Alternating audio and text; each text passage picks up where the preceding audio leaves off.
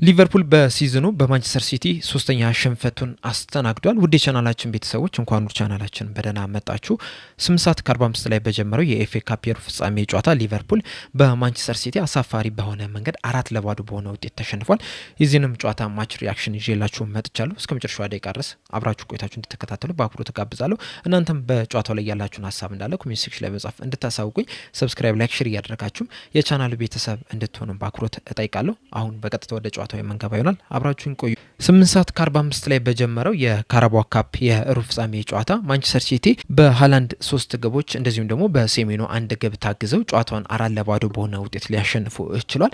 ይህንን ጨዋታ እንግዲህ ሊቨርፑሎች መቀየር የሚችሉበት አጋጣሚ አግኝተው ነበር። በተለይ የመጀመሪያዎቹን 20፣ 25፣ 30 ደቂቃዎች ሊቨርፑል ጥሩ የሚባል አጀማመርን ነበረ የጀመሩት። በተለይ ደግሞ የመጀመሪያዎቹን 15 ደቂቃዎች ላይ ሊቨርፑሎች ያዋከኗቸው ኳሶች ስንመለከት በጣም የሚያበሳጩ ናቸው።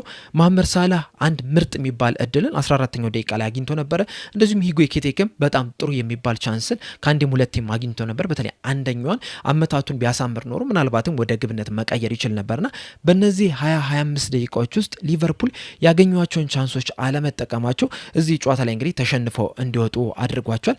በዚህ ሲዝን እንግዲህ ሊቨርፑል ከማንቸስተር ሲቲ 3 ጊዜ ነው መገናኘት የቻሉት። በሶስቱም አጋጣሚዎች ሊቨርፑል ማሸነፍ አልቻሉም። የመጀመሪያውን 3-0 ተሸነፉ፣ ሁለተኛውን 2-1 ተሸነፉ፣ አሁን ደግሞ ሶስተኛውን 4-2 በሆነ ውጤት ነው የተሸነፉትና በአጠቃላይ በዚህ ሲዝን በሶስት ግንኙነታቸው ማንቸስተር ሲቲዎች ሊቨርፑልን 9-1 በሆነ ውጤት ነው ማሸነፍ የቻሉትና ሊቨርፑሎች ዘንድሮ ምን ያህል የወረደ አቋምን እያሳዩ እንደሆነ በጣም የደከመ የሚባል እንቅስቃሴን እያሳዩ እንደሆነ እንግዲህ በዚህ መመልከትም እንችላለን። በተለይ ደግሞ ያገኟቸውን አጋጣሚዎች ምንም እየተጠቀሙ አይደለም የሚገኙት። ይህ ሲያጋጥም ደግሞ ለመጀመሪያ ጊዜ አይደለም።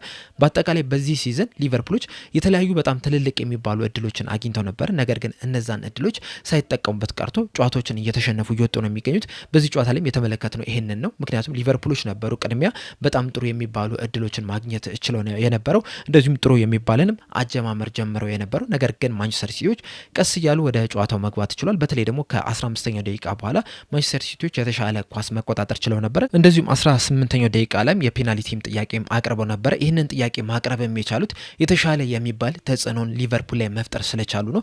የሊቨርፑል ተከላካይም ደግሞ በቀላሉ ሲታለፉ የተመለከትናቸው ነው። እርስ በርስም ያለ መግባባትን በደንብ መመልከት ችለን ነበረ። በዛሬው ጨዋታ ላይ ከሊቨርፑል ተከላካዮች በጣም ጥሩ እንቅስቃሴን አድርጓል ማለት የምንችለው ጎሜዝ ነው። ምክንያቱም ዶኩ እንዳይንቀሳቀስ ማድረግ ችሎ ነበረ።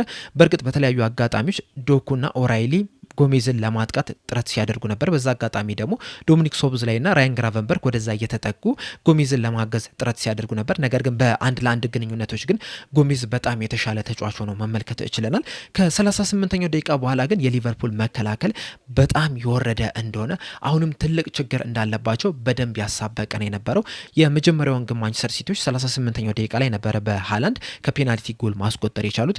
ፔናልቲዋ ከመቆጠሯ በፊት የነበረውን እንቅስቃሴ ስንመለከት ራሱ ፔናልቲ የተሰጠበትን የሊቨርፑል መከላከል በጣም ክፍተት እንደነበረው የሚያሳይ ነው የነበረው። የማንቸስተር ሲቲ ተጫዋቾች በቀላሉ ነበር ኳስ ሲቀባበሉ የነበሩት፣ በቀላሉም ሲያልፉ መመልከትም እችለን ነበረ።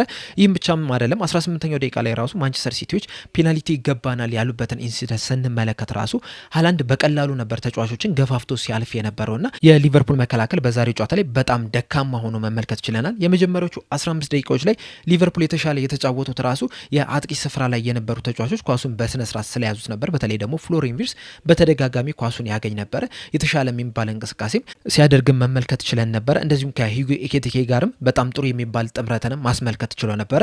ነገር ግን ኳሱ ወደ ኋላ በሚሄድበት ሰዓት ማንቸስተር ሲቲዎችም የተሻለ ኳሱን መያዝ በጀመሩበት ሰዓት ግን የሊቨርፑል ተከላካይ በጣም ደካማ እንደሆነ በደንብ የተመለከትንበት የተጋለጠበት ሁኔታ መፈጠር ችሏል። 38ኛው ደቂቃ ላይ ሃላንድ ከፔናልቲ ጎል ካስቆጠረ በኋላ ደግሞ ጭራሽ ኳሱን መቆጣጠር ከብዷቸው ነበር። በቀላሉ ኳስ መቀባበልም ሲያቅታቸው ተመልክተናል። እንደዚሁም ደግሞ በቀላሉም ሲነጠቁ የተመለከትንበትም አጋጣሚም አለ። ማንቸስተር ሲቲዎች ደግሞ ሙሉ ለሙሉ ብልጫ ማሳየት ችለው ነበር። የመጀመሪያው አጋማሽ እስኪጠናቀቅ ድረስ ሊቨርፑሎች በስነ ስርዓት ወደ ማንቸስተር ሲቲ የግብ ክልል መድረስም አልቻሉም። ለማጥቃት ራሱ ሙከራ ማድረግም አልቻሉም ነበረ።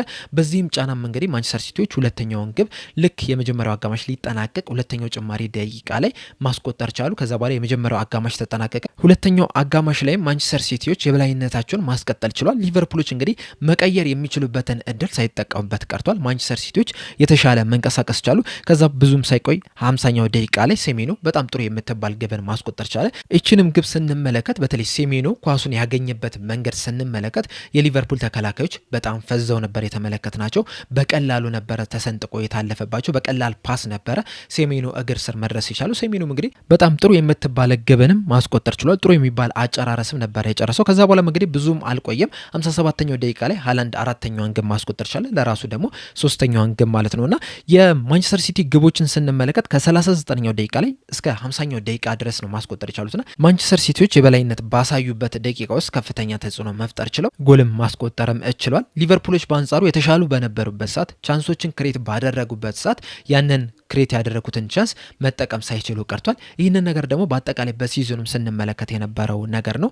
በጣም ኳሱን በተቆጣጠሩበት ቻንሶችን ክሬት ባደረጉበት አጋጣሚዎች እንዳለ ያንን የፈጠሩትን እድሎች ወደ ግብነት ሳይቀይሩ ይቀራሉ። ተጋጣሚ ቡድን ደግሞ አንድ እድል በሚፈጥርበት ሰዓት ያንን እድል ወደ ግብነት ሲቀይሩን የተመለከትናቸውና በዛሬው ጨዋታ ላይ ማንቸስተር ሲቲዎች ማግባት ከሚገባቸው በላይ ጎል ማስቆጠር ችሏል። የማንቸስተር ሲቲዎችን ኤክስጂ ስንመለከት 2.5 ነው የነበረው፣ ነገር ግን ያስቆጠሩት 4 ግቦችን ነው። ሁለቱም ቡድኖች 11 ተመሳሳይ ሙከራዎችን ማድረግ ችሎ ነበረ፣ ነገር ግን ማንቸስተር ሲቲዎች 7ቱን ኢላማውን የጠበቀ ሙከራ ማድረግ ሲችሉ ሊቨርፑል በአንጻሩ 5ቱ ነበሩ ኢላማቸውን የጠበቀ ሙከራ የነበሩትና 2 ኢላማውን የጠበቀ ሙከራ ብቻ ነበረ ልዩነት የነበረው።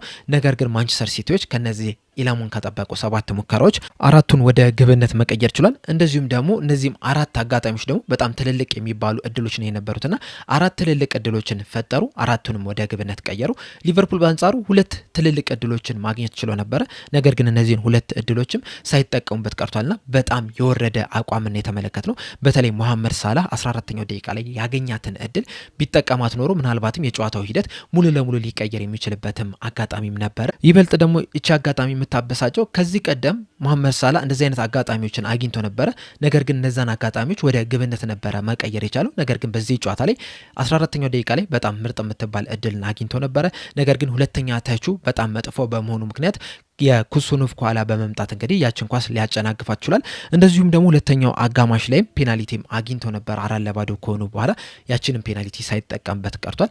ምናልባት ያችን ግብ አስቆጥራት ቢሆን ኖሮ ምንም እንኳን ጠባብ እድል ቢኖራቸውም እንኳን ራሱ በጨዋታው ላይ ትንሽም ቢሆን ተጽዕኖ መፍጠር የሚችሉበት እድል ሊኖራቸው ይችል ነበረ። ነገር ግን ያችን ፔናልቲ ሳይጠቀምባት ቀርቷል። ገና ሳይመታት ራሱ ይስታል እያልኩ ነበረና ያስታውቅ ነበረ እንደሚስተው። እንደዚሁም ደግሞ በዚህ ሲዘንም እያሳዩ ያለው አቋም እንደዚሁም በዚህ ጨዋታ ላይም ያገኘውን እድል አለመጠቀሙ በዚህ ፔናልቲ ላይ ከፍተኛ የሚባል ተጽዕኖ የፈጠረ ይመስለኛልና ፔናልቲውን ሳይጠቀምባት ቀርቷል። በጣም ደካማ የሚባል እንቅስቃሴንም ማድረግ የሚቻለ ተጫዋች ሆኗል። ከጨዋታው በፊት እንግዲህ ምናልባትም መሐመድ ሳላህ የመጨረሻው የውድድር ዘመን ስለሆነ የተሻለ እንቅስቃሴ ሊያሳየን ይችላል ስላችሁ ነበር። ነገር ግን በዛሬው ጨዋታ ላይ በጣም ደካማ የሚባል እንቅስቃሴ ነው ማድረግ የቻሉት። እንደ ቡድን ደግሞ ከተመለከትን በዚህ ሲዝን ካሳዩቸው መጥፎ ከሚባሉ እንቅስቃሴዎች መካከል አንደኛው የዛሬው የኤፍኤ ካፕ ጨዋታ ነው። በተለይ ደግሞ መከላከሉ ላይ በጣም ደካማ የሚባል እንቅስቃሴ የተመለከት ነው። በሁሉም ጎሎች ላይ የሊቨርፑል ተከላካዮች ድክመትን የተመለከትንበት ጨዋታ ነው የነበረው። አሰልጣኙም በዚህ ጨዋታ ላይ ምንም አይነት መፍትሄንም ለማምጣትም አልቻሉም። እንደዚሁም ማንቸስተር ሲቲዎች ወደዚህ ጨዋታ ሲመጡ ምን አይነት አጮትን መተግበር እንደሚፈልጉ ሁላችንም የምናውቅ ይመስለኛል። ያንን እንኳን ባናውቅ ራሱ በጨዋታው ላይ ሲያሳዩት የነበሩትን አንዳንድ ፓተርኖች ከተመለከትን በዚህ ጨዋታ ላይ ምን አይነት የአጮት ስታይልን ይዞ እንደመጡም ምን አይነት ታክቲክን እየተጠቀሙ እንደሆነ መገመት አይከብድም። ነገር ግን አሰልጣኙ ለዚህ መፍትሄ ምንም ማግኘት አልቻሉም፣ መፍትሄም ሊፈጥሩም አልቻሉም። በስተመጨረሻም እንግዲህ 4-2 በሆነ ሰፊ ውጤት ተሸንፈው ሊወጡ ችሏል። ሃላንድም በጨዋታው ላይ ሃትሪክ መስራት ችሏል።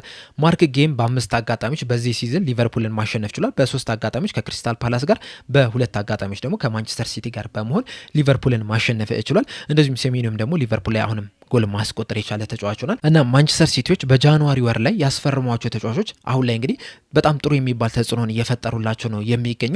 ሊቨርፑሎች ግን ምንም አይነት ተጫዋች በጃንዋሪ ዝውውር መስኮት አለማስፈረማቸው የጎዳቸው ይመስለኛል። ምናልባት አሁን ሴሜኑን አስፈርመውት ቢሆን ኖሮ ማርክ ጌንም አስፈርመውት ቢሆን ኖሮ መከላከሉ ላይ ጥንካሬ ይሰጥ ነበረ፣ ማጥቃቱ ላይም ጥንካሬ ይሰጥ ነበር። ምክንያቱም ከአጥቂ ስፍራ ላይ ራሱ ሊቨርፑሎች ብዙ ነገሮችን እያገኙ አይደለም የሚገኙት። ተከላካይ መስመር ላይም የመረጋጋት ነገርን እየተመለከተን አይደለም የምንገኘው። በዚህ ጨዋታ ላይ አሁን ማንቸስተር ሲቲዎች ይዘውት የገቡትን ታክቲክ ስንመለከት በተለይ ደግሞ ኳስ በሚይዙበት ሰዓት ወደ 3 ተከላካይነት ነበረ ሲቀየሩ የነበሩትና በዚህ ሚና ደግሞ ማርክ ጌይ በጣም የተካነበት ነው። በክሪስታል ፓላስም ሲጫወተው የነበረ ነገር ነውና በጣም ጥሩ የሚባል እንቅስቃሴን ማድረግ ችሏልና ሊቨርፑሎች ይህንን ተጫዋች አለማስፈረማቸው ሊቆጫቸው ይገባል። በጃንዋሪ ዝውውር መስኮትም ተጨማሪ ተጫዋቾችን አለማስፈረማቸው አሁን ላይ በደንብ የጎዳቸው ይመስለኛል። ቀጣይም እንግዲህ አሁን ከፒኤስጂ ጋር በሻምፒዮንስ ሊግ የሚያደርጉት ጨዋታ አለና ይህንን ጨዋታ ከተመለከተም በኋላ ይህንን መጥፎ የሚባል እንቅስቃሴን ካደረጉ በኋላ በዛ በሻምፒዮንስ ሊግ ጨዋታ ላይ ምን አይነት ጥሩ እንቅስቃሴ ያደርጋሉ የሚለው ነገር በጣም ትልቅ ጥያቄ ነው። ምናልባትም የዚህ 4-0 ሽንፈትም በዛ ጨዋታ ላይም ተጽዕኖ ሊፈጥርባቸው ይችላል። እንደዚሁም እንደ ደጋፊም ደግሞ ይህንን ጨዋታ የተመለከተ ሰው በዛ ጨዋታ ላይ ሊቨርፑሎች አሸንፈው ወደ ግማሽ ፍጻሜ ያልፋሉ የሚል እምነት ያለ አይመስለኝምና በዚህ ሲዝን እንግዲህ ሊቨርፑሎች ከሁሉም ሳይሆኑ በስተመጨረሻ ምናልባትም ቶፕ 5 ውስጥም ሳይገቡ ሊያጠናቅቁ የሚችሉበት እድል በጣም እየሰፋ ነው የሚገኘው። እንደ ቡድን በጣም መጥፎ የሚባል እንቅስቃሴንም እያደረጉ ነው የሚገኙትና አሰልጣኝ አርነ ስሎት በእንደዚህ አይነት ያጮት ስታይል በእንደዚህ አይነት ውጤት በቀጣይ ዓመትም የሊቨርፑል አሰልጣኝ እንዴት እንደሚሆኑ እርግጠኛ አይደለሁ። በጣም መጥፎ የሚባለን ምሽትን ነው እያሳለፉ የሚገኙትና በቀጣይ ጨዋታዎች ላይስ ምን አይነት መፍትሄን ይዞ ይመጣሉ የሚለውን ነገር እንግዲህ ለማየት ያጓጓል። በእርግጥ መፍትሄን ይዞ ይመጣሉ የሚል ምንም አይነት እምነት የለኝም። ነገር ግን ደግሞ እግር ኳስ ነው፣ ምንም ሊፈጠር ይችላልና በቀጣይ ጨዋታ ላይ እንግዲህ ሊቨርፑሎች ምን አይነት ውጤት ያመጣሉ የሚለውን አብረን የምንመለከት ይሆናል። በዚህ ጨዋታ ላይ ግን በጣም መጥፎ የሚባልን ምሽትን ማሳለፍ ችሏል። በጣም ደካማ ከሚባሉ እንቅስቃሴዎች በዚህ ሲዝን ካሳዩት ውስጥ አንደኛው በዛሬው ከማንቸስተር ሲቲ ጋር ያደረጉት የሩብ ፍጻሜ የኤፍኤ ካፕ ጨዋታ ነው። እናንተስ በዚህ ጨዋታ ላይ ያላችሁ ሀሳብ ምንድነው? ሀሳባችሁን እንዳለ ኮሜንት ሴክሽን ላይ በመጻፍ አሳውቁኝ። ለአሁን ግን እዚህ ላይ አበቃው። እስከ መጨረሻ ደቂቃ ድረስ ስለተከታተላችሁኝ ከልብ አመሰግናለሁ። በቀጣይ በሌላ እስከምንገናኝ ድረስ ግን ሰብስክራይብ፣ ላይክ፣ ሼር ማድረግ እንዳትረሱ። ቸር ያቆየን።